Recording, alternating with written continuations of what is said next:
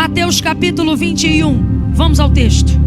Mais uma porção da palavra. Evangelho de Jesus segundo escreveu Mateus, capítulo de número 21.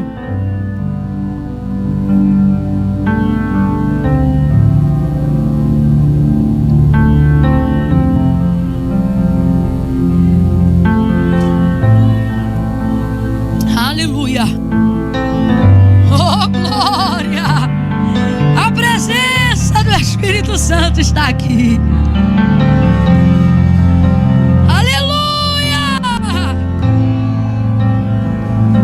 Eu acho que Ele está recebendo, hein? Nosso culto, nossa oferta, nossa entrega, aleluia! Glória a Deus, glória a Deus. Vamos ao texto.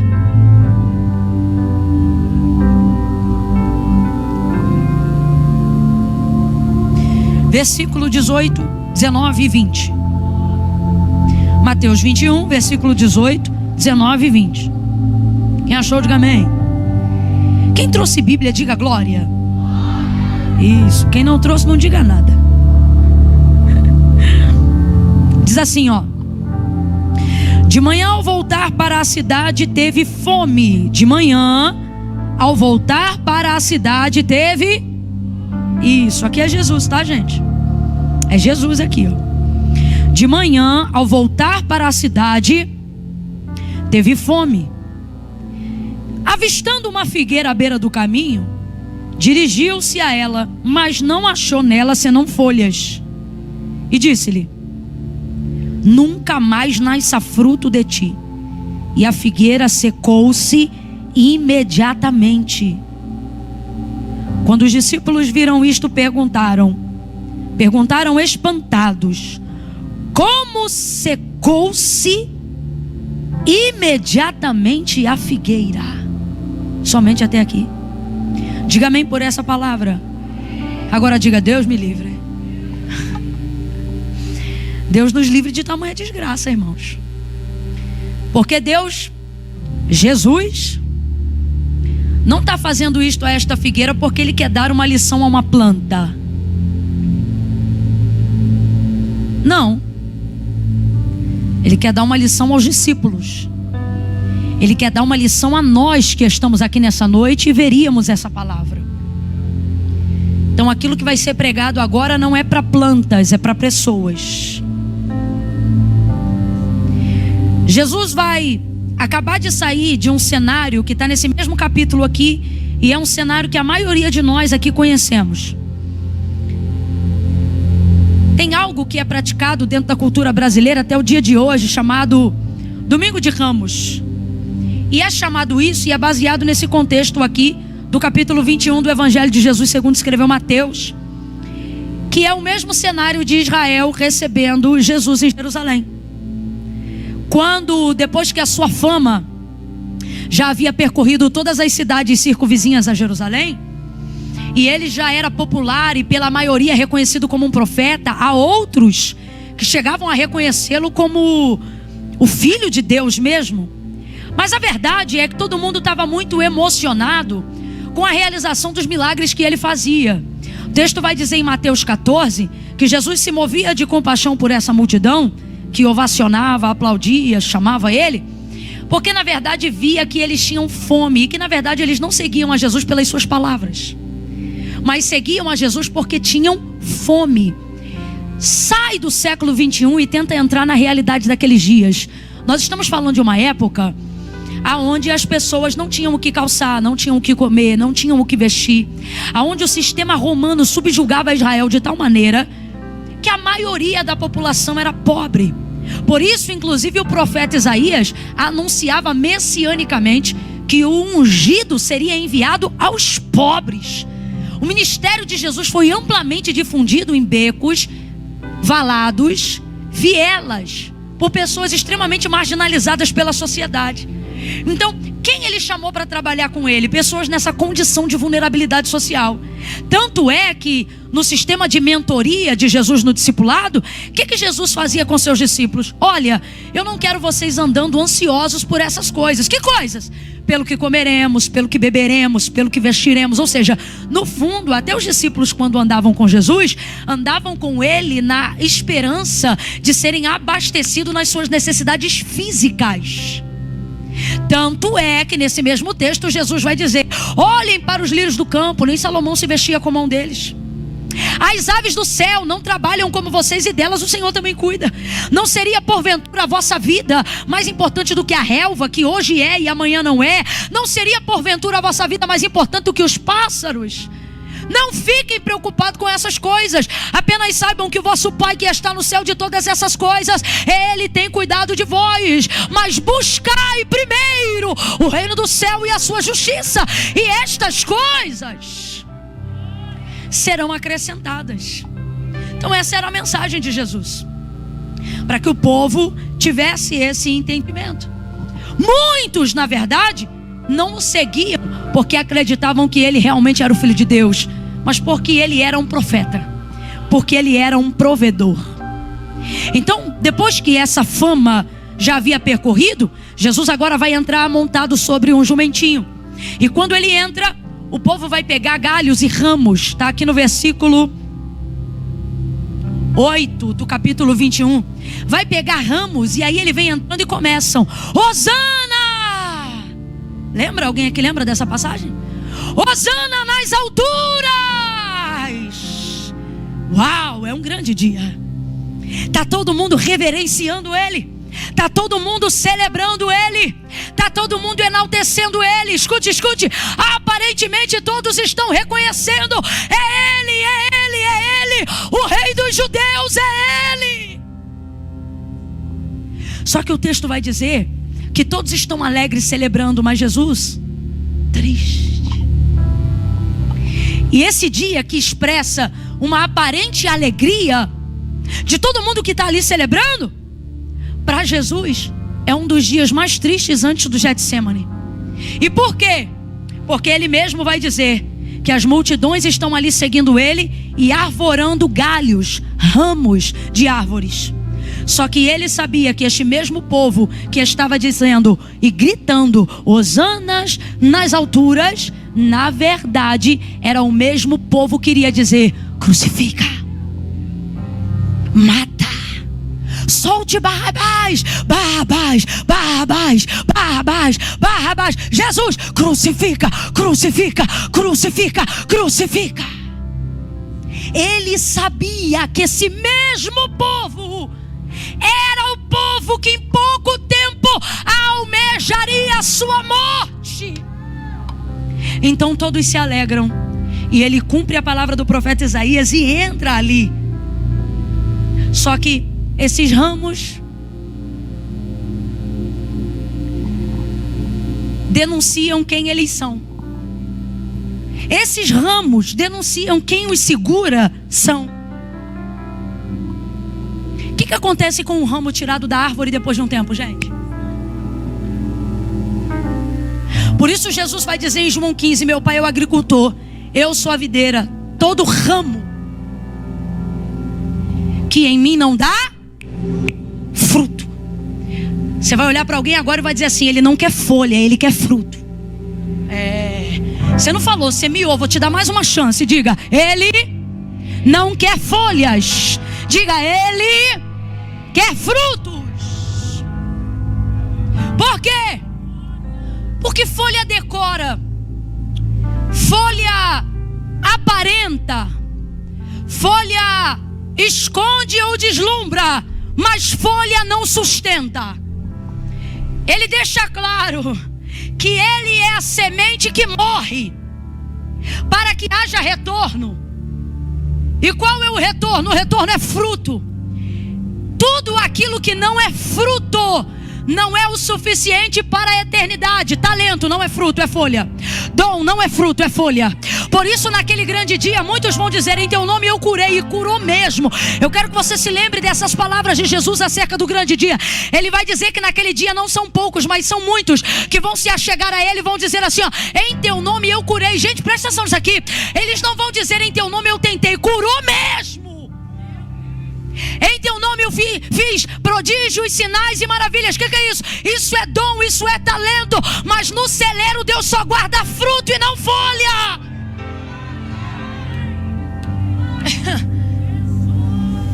Ainda que eu tivesse visão, revelação, dom de profecia, ainda que eu falasse a língua dos homens e a língua dos anjos, se eu não tiver amor, por quê? Porque amor não é folha, amor não é dom, amor não é talento, amor é fruto.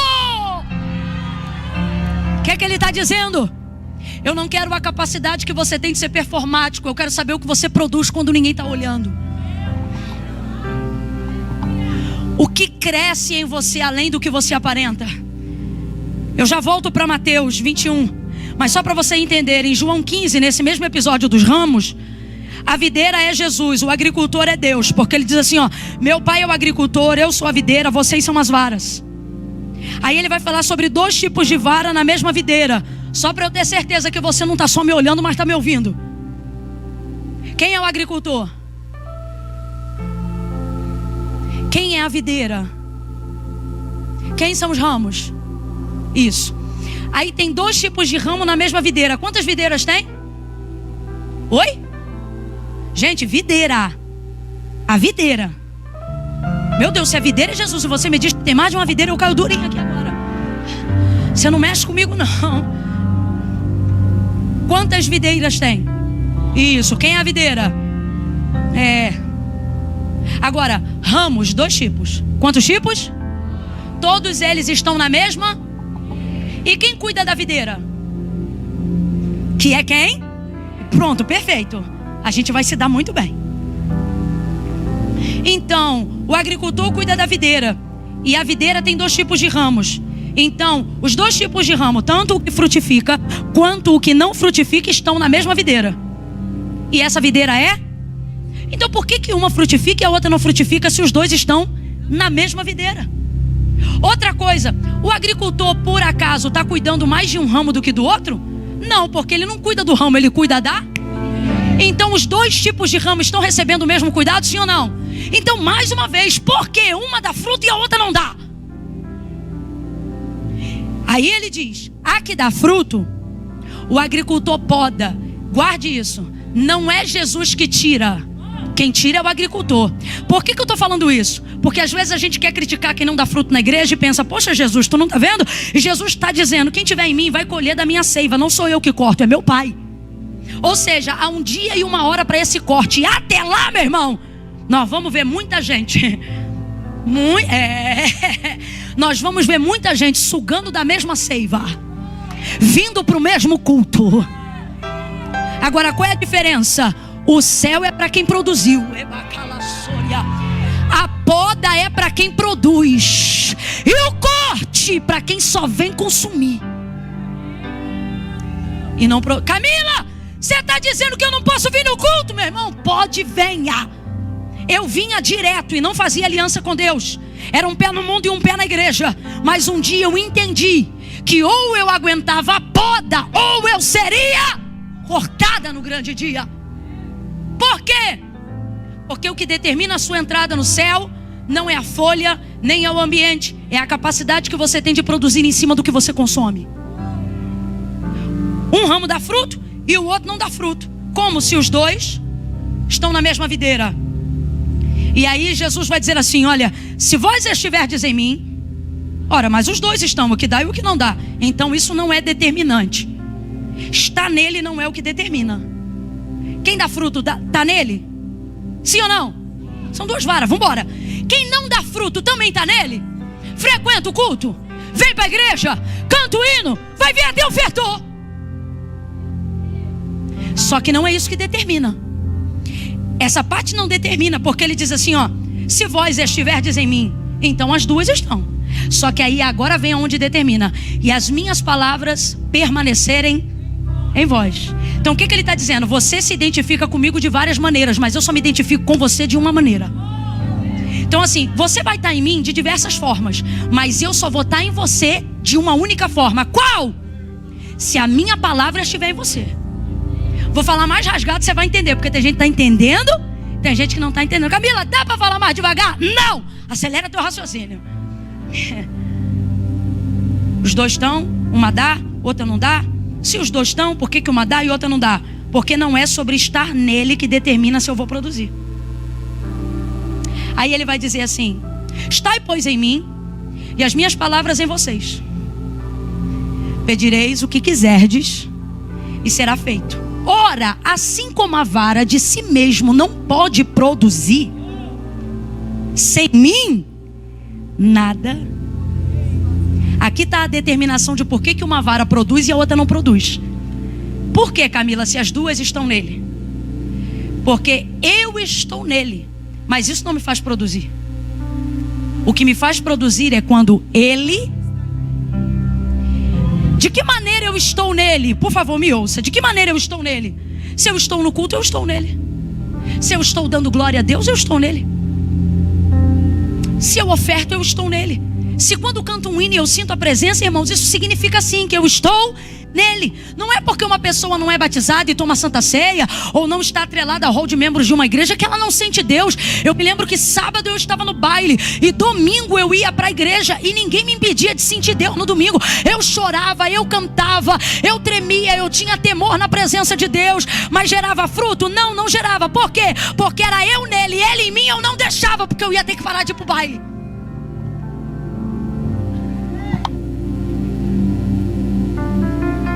De mim, estou te mandando a real.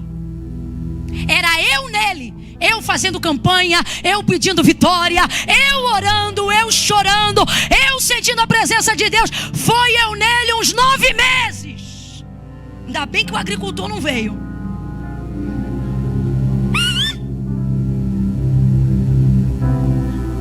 Aí um dia eu entendi isso. Jesus disse: ora, sem mim nada podeis fazer. Porque eu dizia sempre assim, ó, para Deus nos cultos de domingo. Eu dizia assim na hora do convite para quem queria ele em si. Aí eu dizia assim: não, quando eu largar lá eu venho aqui. Quando eu largar lá eu venho aqui. Quando eu largar lá, semana que vem eu não posso largar, porque o MC fulano vai estar lá. Não, essa semana não dá para largar. Daqui 2 semanas também não dá, é carnaval, o trio. Ixi, já comprei, vamos eu mais 14. Era sempre eu nele. Na hora que o pastor dizia: quem quer ele em você? Eu dizia: não posso. Porque não cabe pecado e ele em mim. Não cabe sem vergonhice e ele em mim. Até cabe eu como estou nele. Mas eu como estou e ele em mim? Não. Então era eu nele e ele em mim. Não, acabou o culto, acabou ele. Saí do ambiente espiritual, saía ele. Porque era só eu nele. Quando era ele em mim, não estou pronta não.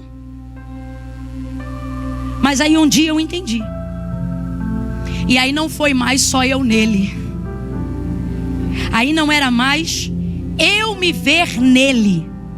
Era querer que ele se visse em mim. E de que maneira isso acontece? Somente pela palavra. Por isso ele diz: se vocês permanecerem na minha palavra e a minha palavra permanecerem, aí vocês pedirão o que vocês quiserem. Ele diz: esse vai dar muito fruto. E aquele que dá fruto eu podo. Para quê? Para dar mais fruto. E o que não der fruto, eu corto. Eu corto. Para de gerar, de usar a sua energia para saber quem não está produzindo. Usa a sua energia para produzir fruto para a glória de Deus. De que fruto é esse que ele fala? Especificamente, fruto digno de arrependimento. O que é isso? Eu vou fazer o que eu tiver que fazer. Por quê? Porque não está bastando mais só eu nele. Eu também quero ele em mim. E quem já entregou a vida para Cristo aqui sabe do que eu estou falando, irmão. Uma coisa é você frequentar um lugar onde Ele está. Uma coisa é você receber uma porção de quando Deus se manifesta. Outra coisa é você estar sozinho na rua e saber que você está transbordando unção de Deus aonde você passa, graça de Deus aonde você entra. E a qualquer momento que você disser: Pai, em nome de Jesus, os ouvidos dele não se agravam, mas se abrem para ouvir aquilo que você está falando. Neste momento é Ele dizendo: isto não é você em mim, sou eu em você, te usando para abençoar, para libertar, para promover, para levantar, para edificar pessoas. Volta para Mateus 21 e eu já começo a encerrar. Redobre a sua atenção. Quando Jesus entra em Jerusalém e o povo vai sacudindo aqueles ramos, estas pessoas são como os ramos que elas trazem, folhas. Não tem. Não tem. Parece que nunca fez um jogral. Não tem frutos. E elas estão sacudindo, estão animadas, estão felizes, mas não passa de folhas. Aí agora você vai entender por que Jesus chega no verso 18 e vai fazer uma coisa que é tão atípica a Ele. Por que atípica a Ele? Porque a gente não vê Jesus mandando secar nada. A gente sempre vê Jesus dando vida, não é isso? A gente vê Jesus sempre produzindo. A gente vê Jesus acrescentando. Mas nesse dia parece até que Ele chegou de mau humor. Rapaz, uma planta. Isso aqui é misericórdia de Deus. Ainda bem que foi a planta, não foi Jerusalém. Aí quando ele vai chegando, é isso que eu quero que você entenda. Ele está chegando dentro desse contexto do que acabou de acontecer. Um ambiente de falsidade. Um ambiente de aparência. Como é que você se sente? Ou como você se sentiria se você estivesse num ambiente onde a pessoa está ali olhando para você e dizendo: maravilhoso, maravilhosa, fechamento, tamo junto, cola comigo, vou contigo até a morte. Eu e tu mais eu, vambora. Amigo, amiga, querido, querida, top, fechamento, é nós na fita. E Deus te mostrando o coração todo da pessoa, dizendo assim, ó, daqui a, 7 dias ele vai dizer: mata ela, desgraçada, mata ela, infeliz. Como é que você ia ficar? Com a dubiedade. Rapaz, Jesus voltou dali com a parte de Deus resolvida, óbvio, mas a parte homem, depois de 3 anos e meio investindo nesse povo, sabendo que esse povo ia crucificar ele. Aí ele vem voltando e o texto diz: rapaz, eu percebo que Jesus está tão presente ali na sua... Isso aqui me aguenta? Tão presente ali na sua humanidade, que ele vem andando e a gente vê até uma necessidade. Você só vê a Bíblia dizendo que Jesus teve fome. Se eu não me engano, é Lucas 4 que fala a tentação do deserto. Quando 40 dias, né? Quando 40 dias depois de jejuar. Irmão, depois de 40 dias sem comer, como é que não sente fome? Só depois, você não ouve mais. Depois você ouve os outros querendo fazer ele comer e ele dizendo: minha comida e minha bebida é fazer a vontade do meu Pai que está no céu. Só que nesse dia, sua humanidade foi tão atingida que até fome o texto revela que ele sentiu. Ih, gostei daqui, faz barulho. Aí ele vem voltando desse cenário, vem comigo.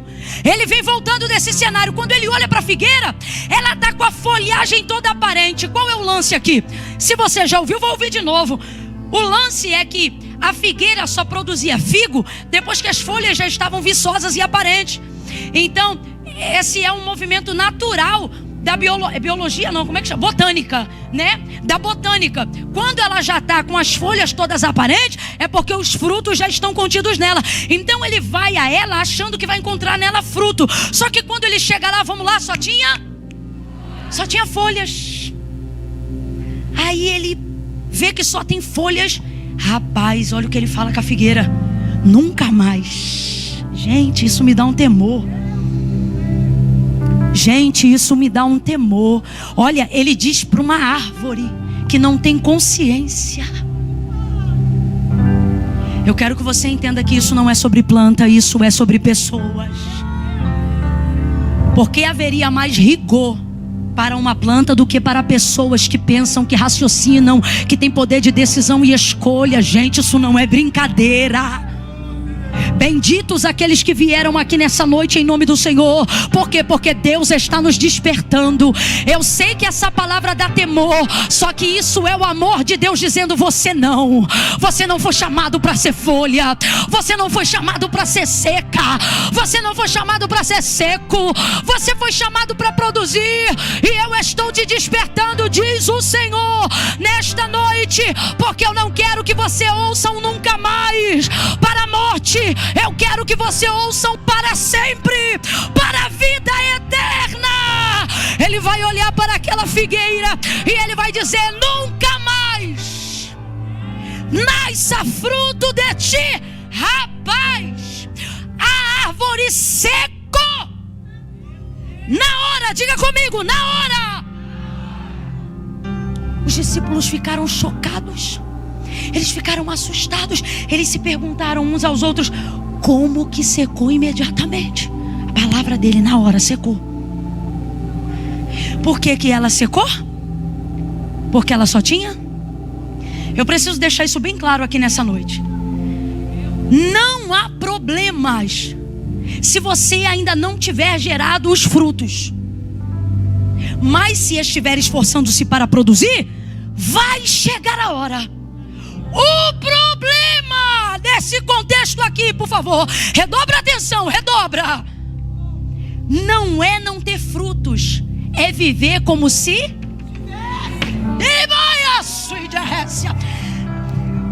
O que irrita Jesus não é a esterilidade dela. O que irrita Jesus é a aparência. Sou só eu ou mais alguém está tomado do temor do Senhor? Deus está dizendo para mim e para você: se não chegou a hora de produzir, ok, se humilhe, arrependa-se, peça perdão, peça a Deus misericórdia, mas não continue cantando como se ainda tivesse unção. Não continue pregando como se ainda tivesse poder de Deus. Não continue aparentando para as pessoas uma vida da qual você não sustenta. O maior pecado da igreja da última hora não é não produzir avivamento, é viver como se tivesse. Vou falar rasgado. Tem lugares, igrejas, ambientes que, se acender a luz e o som parar de tocar, não sobra mais nada. É tudo folha. Que Deus nos guarde. Que Deus nos guarde, gente. Não era o que eu queria pregar não, mas foi o que Deus mandou.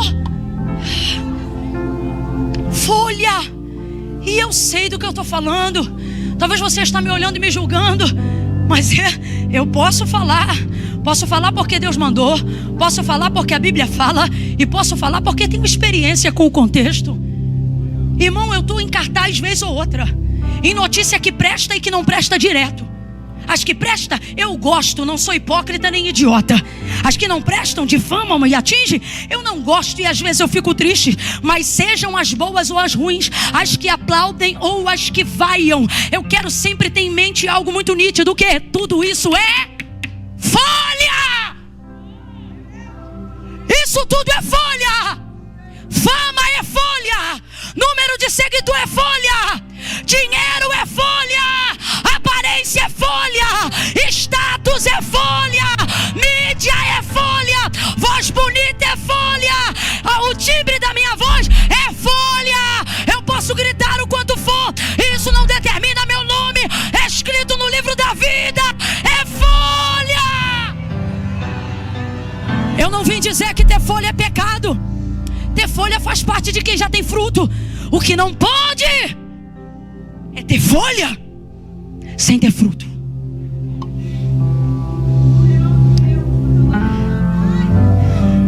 Me ajude a pregar em nome de Jesus. Segura a mão do vizinho. Ah, Camila, eu tô sem graça. Vambora ser fruto, vamos gerar. Pega a mão de alguém aí, não pede licença não. Pega a mão de alguém aí agora e diga para essa pessoa: primeiro fruto. Fala, primeiro fruto. Isso, olha para aqui, volta para cá. Não se esforce em produzir folha. Por quê? Porque folha é consequência de quem já deu fruto e não ao contrário. Eu não estou dizendo que seguidor é pecado, não estou dizendo que mídia é pecado, não estou dizendo que dinheiro é pecado. Não! Se isso for consequência de uma vida que está produzindo, Está falando porque está produzindo. Está correndo porque está produzindo. Está perseguindo porque está produzindo. Se está tendo é porque está produzindo. Está trabalhando, está produzindo. Agora, se isso é apenas o resultado de alguém que quer esconder o que não tem,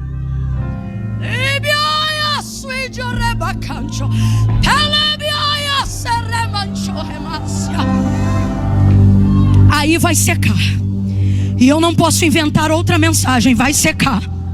Hoje Deus nos trouxe hoje aqui, e o que Ele está dizendo é: ou você confessa ou você seca. Ou você confessa ou você seca. Para quem não gera, eu posso fazer gerar. Para quem não produz, eu posso fazer produzir. Porque sem mim nada podeis fazer. Mas comigo você salta a cova, você pula muro. Comigo você prospera. Comigo você cresce. O problema não é não ter. O problema é continuar andando como se tivesse. O problema é continuar subindo o altar como se tivesse. O problema é continuar repreendendo as pessoas como se tivesse. Esse é o problema. Fecha os seus olhos, curva a sua cabeça. Eu vou te dar alguns segundos. A oração de quem tem temor deve ser essa: Senhor, passe em revista a minha figueira nessa noite.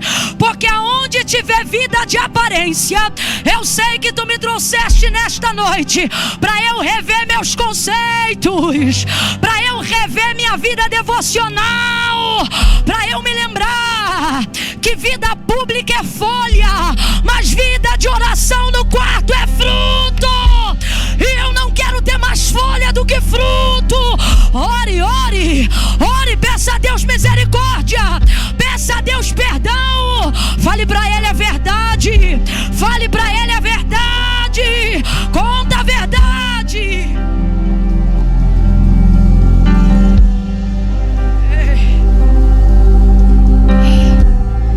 Em nome de Jesus.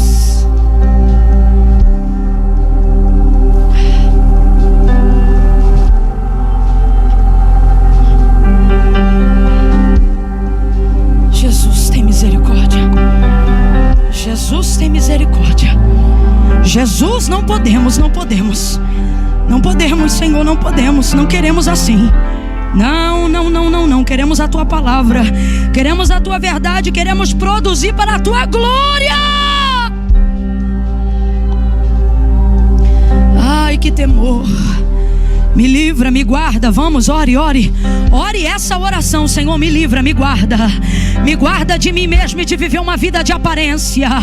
Me guarda, Senhor, de ter foto bonita na rede social e uma realidade espiritual distorcida da verdade. Me livra de ser um sofisma, me livra de ser uma confusão, me livra de ser um antagonismo no Teu reino. Me livra de querer agradar mais aos homens do que o Senhor. Me livra, por amor do Teu nome, me livra.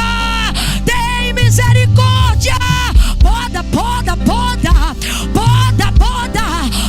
aperta, estreita, repreende, corrige, disciplina, mas não deixa eu ser queimado no fogo.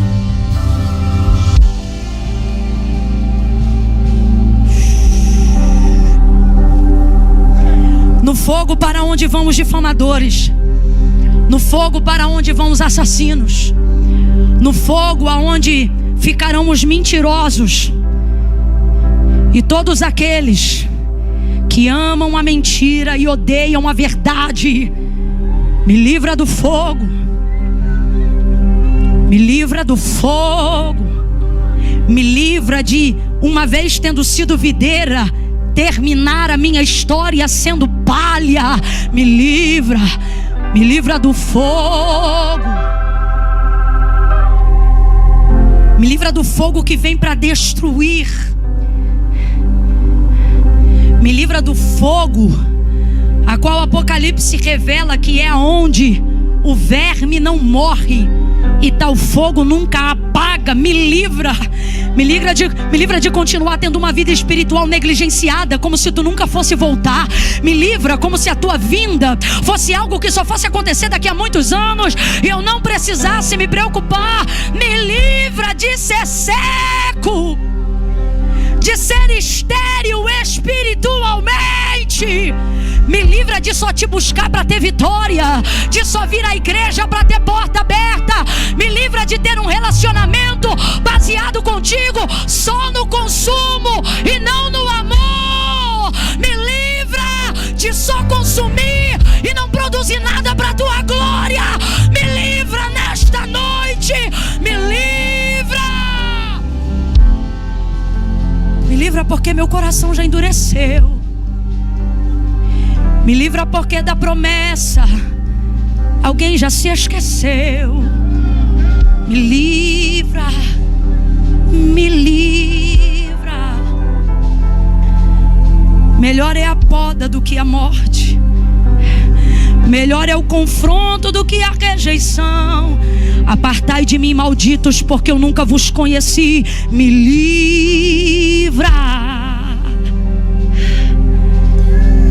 Me livra de frequentar os cultos de domingos e conhecer a igreja, mas não conhecer o céu.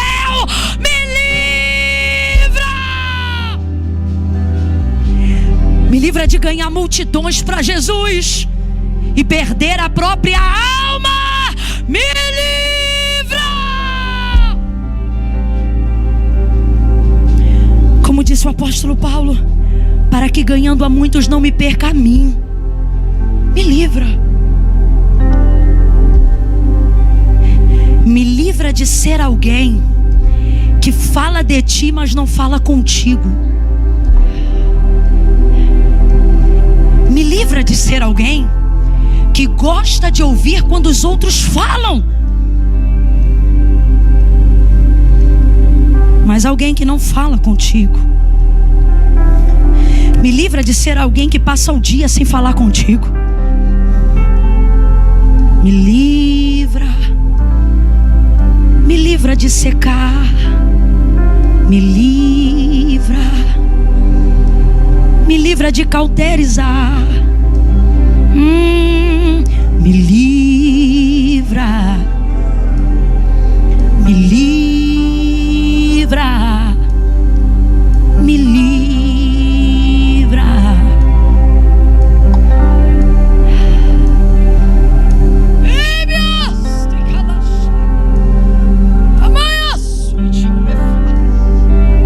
Tem misericórdia, Senhor. Perdoa os nossos pecados nessa noite. Aonde houver alguém aqui, Senhor, com o coração arrependido, se sentindo tocado pela Tua palavra, que é a verdade, livra, desperta e ensina-nos a não mais nos iludirmos com aparência, com status, com expectativas humanas, em nome de Jesus. Levante a sua cabeça, levante sua cabeça. Por favor, me ajude, levante sua cabeça.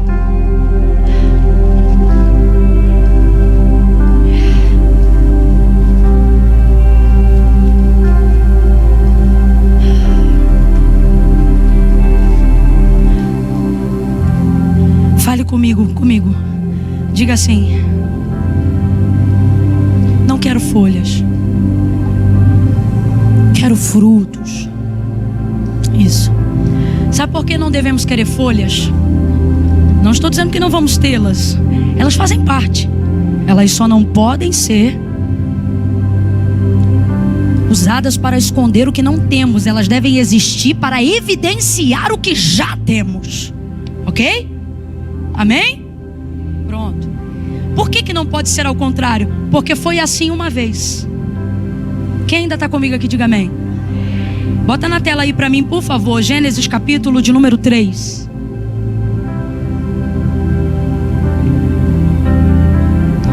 Lembra daquela árvore a qual o Senhor disse que não comesse do fruto que havia nela?